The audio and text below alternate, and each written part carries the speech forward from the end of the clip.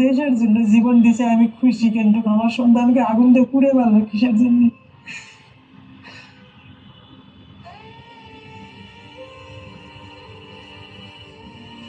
আমার সন্তানকে আমি বুকের জোরে নিতে পারিনি, আমার সন্তানকে আমি যে হাত দিব এই হাতটা দিতে পারিনি, আমি দেখতে পারিনি কি আমার বাবা ধুয়ে দিবে, এই লাশটা ধুয়ে দিতেও পারেনি।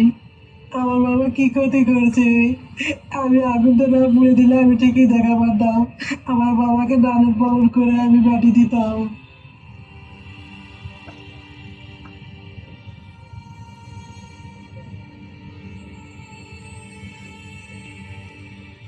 সন্তানের চেহারা দেখতে পায়নি শহীদ আসাবরের মাও।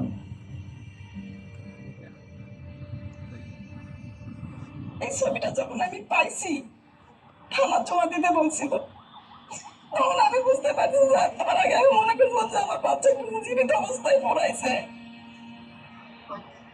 আমার বাচ্চা সবচেয়ে লম্বা ছিল, পাতলা ছিল, চিকন ছিল, বয়স কম ছিল, এই জন্য বেশি পুড়ে গেছে। বাচ্চার আমার এক হাত আর এক পা নাকি পুড়ে পড়ে গেছে, আমি তো দেখতে পাইনি।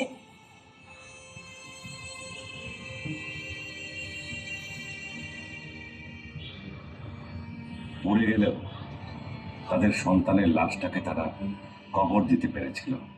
কিন্তু এমন অনেক লাশ ছিল যাদেরকে বলা হয় বেওয়ারিশ।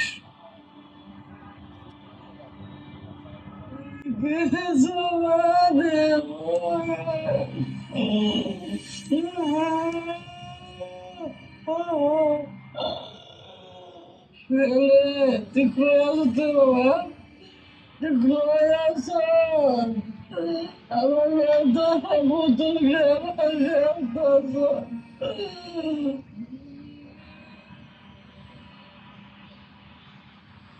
আজ আকাশের চাঁদ কোন দেশে গেল, উড়ানে পালাইলো। আমার এই বন্ধু কেউ আমার দেয় তো পারো না, এই বন্ধু কেউ আমার এনে নিতেও পারলো না। আজকে আমি এসেছিলাম, আজ মুখটাও দেখতে যেতাম না।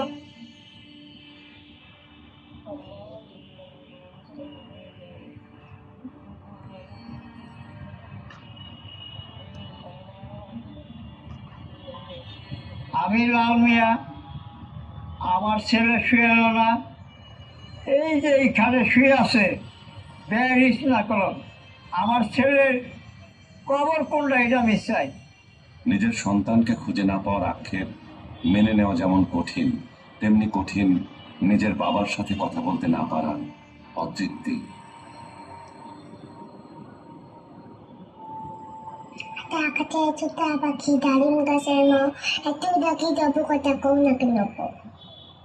বাবার শেখানো কবিতা দিয়ে যেন এক নতুন আক্ষেপ ফুটে উঠেছে আলিফার কণ্ঠে। Ini dah, ami dah, abu dah, amu. আব্বু কোথায় গেছে? Itu sih. আসবে কখন আব্বু? অফিস থেকে কখন আসবে? Kalau sih, itu. বাবার অপেক্ষায় আলিফা প্রতিদিনই ছবি আঁকে, কারণ বাবা বলে গিয়েছিল তার ছবি আঁকতে পারলেই তাকে চকলেট দেওয়া হবে। 23 তারিখ রাত 9টা বাজে আমার হাজব্যান্ডের একটা ফ্রেন্ডে আমার বাসায় এসে বলে যে ভাবি 7 নম্বর সেক্টরে একটা সাইকেল পাওয়া গেছে, তো আমার সাথে একটু আসেন। তারপর আমি যাই ওখানে, ওই ভাইয়াটার সাথেই যাইয়া তারপর ওইখানে দেখি আমি চিনছি যে এটা আমার হাজব্যান্ডের সাইকেল।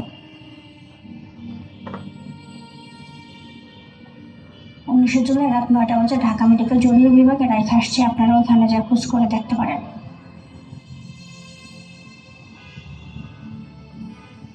তো 24 জুলাই সকালবেলা আমরা ঢাকা মেডিকেল আসি, আসার পর এখানে সব জায়গায় খুঁজে করে কোথাও পাই না। আমরা আসার জাস্ট 10 মিনিট আগে এখান থেকে আমজামান মুফিদুল ইসলামে 8 জনকে বেওয়ারিশভাবে পাঠায় দেওয়া হয়। এখানে আমাদেরকে ছবিগুলো দেখানো হয়েছিল। ওই ছবি দেখে মানে আমার ফ্যামিলিতে সবাই শিওর ছিল এটা আমার হাজব্যান্ড, কিন্তু আমি মেনে নিতে পারি না যে এটা আমার হাজব্যান্ড।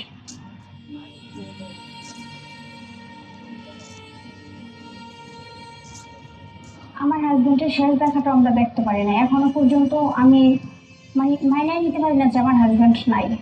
ছেলে মেয়েগুলো আমি নিয়ে মাঝে মাঝে যাই রায়ের বাজার বুদ্ধিজীবী কবরস্থানে দেখার জন্য, কিন্তু জাস্ট কবর দিলে দেখে আসি। আমরা তো এখনো জানি না যে আমার হাজব্যান্ডকে কবর কোন